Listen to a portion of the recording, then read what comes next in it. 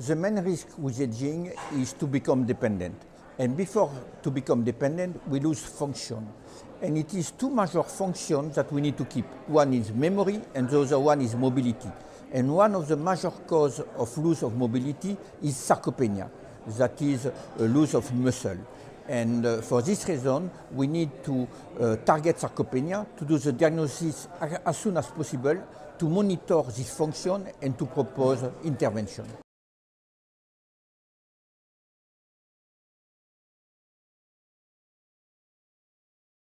Well, I think the establishment of an ICD-10 code for sarcopenia is important because it now gives providers the opportunity to indicate that their patient has sarcopenia in their medical records. And although we don't have treatments for sarcopenia yet, we don't have available therapies for it, it at least indicates the prevalence in clinical populations of how many people actually have sarcopenia. And ultimately, this will help us when we can develop treatment guidelines to target sarcopenia.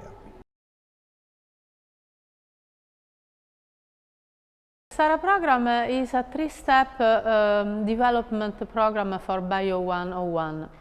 The first step is called SARA PK, and this is a first-in-man with two phases, single ascending dose and multiple ascending dose. Of interest, the multiple ascending dose is performed with older adults, so healthy older volunteers.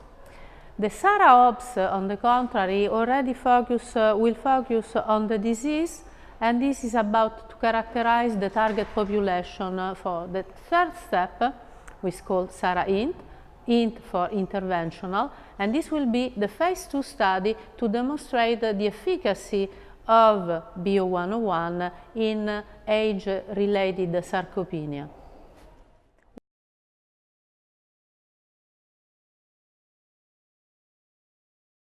SARA-OBS will have an opportunity to both capture changes in muscle function over time and also muscle mass, and how both of those relate to physical functioning. So we will be able to see how both of those measures really behave and how they relate to changes in muscle function.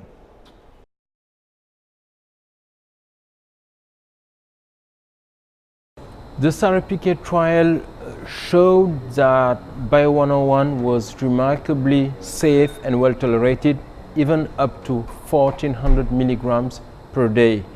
And this was in the single ascending dose.